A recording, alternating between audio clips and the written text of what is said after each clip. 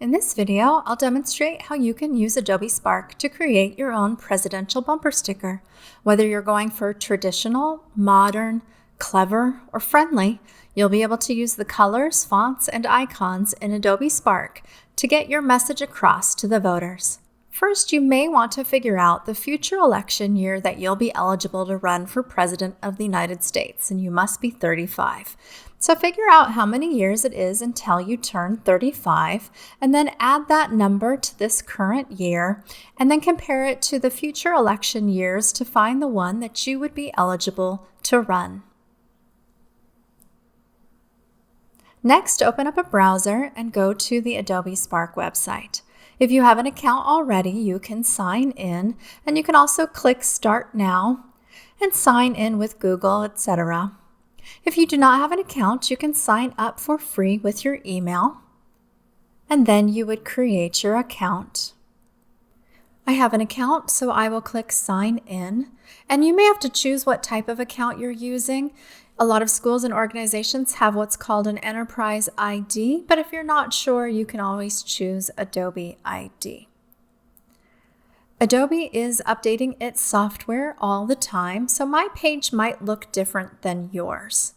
Scrolling down, you'll see projects I've already created and a variety of free templates below.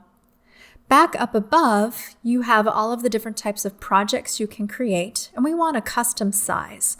You may have to scroll over to find custom or click on the View All tab to find it. So click on Custom, and then we'll change this drop down to inches. And then a great size for a bumper sticker is 11.5 inches for width and 3.75 inches for height.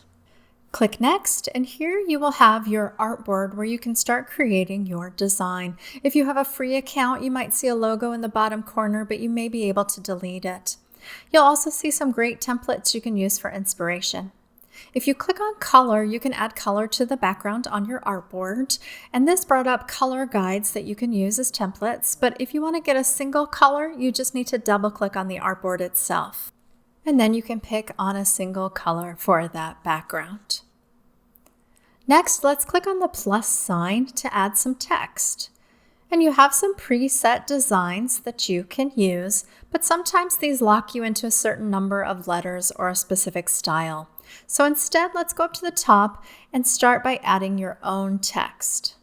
Here you can type in a fun slogan and think about if you want to be professional by using your last name or more down to earth with your first name.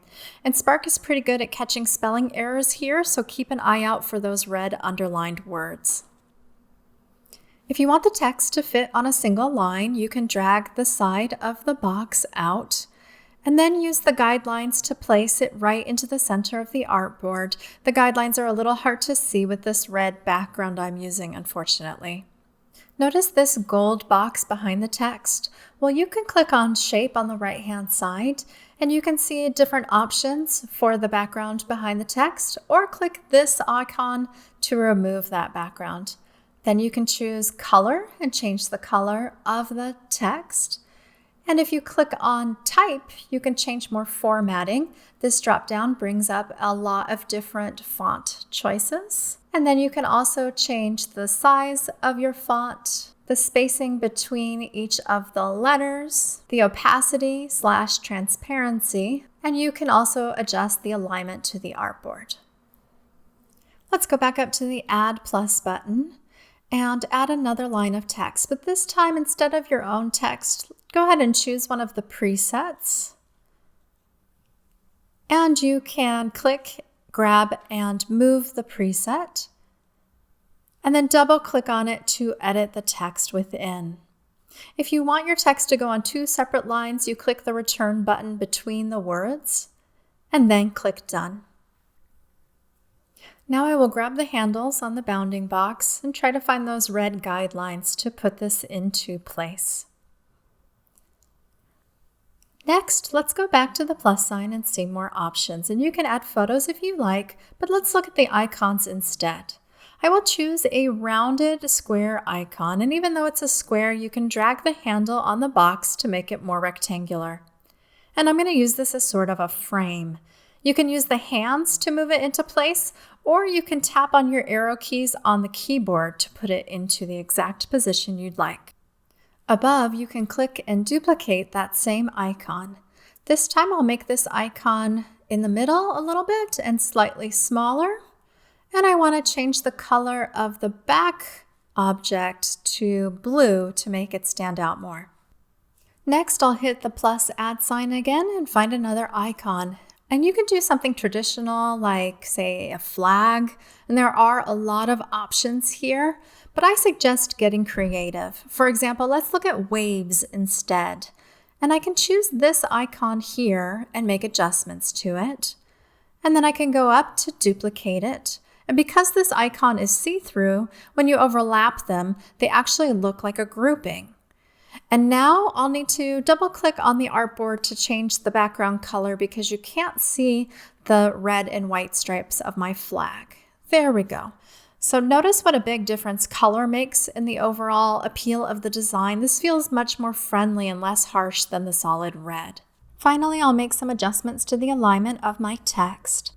And I would like to adjust the bottom text, but unfortunately when I go to click on it, that square frame shape is in the way, and this happens sometimes. So you can either use the order slider, which is on the right-hand side, to change up the order of your objects, or you can just move that shape out of the way and then grab the text, make the adjustment, and then move that frame shape back into place.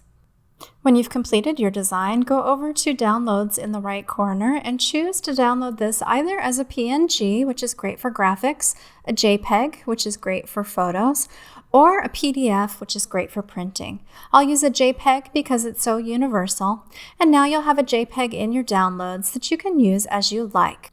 By clicking on Share, Spark also lets you publish it directly to social media, invite others, or send it to Google Drive. On the left-hand side, you may have noticed that Adobe Spark has been automatically saving your work, so you can click the Spark icon to go back to the home page, see your recent projects, and then these three dots give you many options. You can share your project, you can duplicate it, move it to specific folders, rename it, download, delete, and find it in those folders. So that is how you create a presidential bumper sticker using Adobe Spark.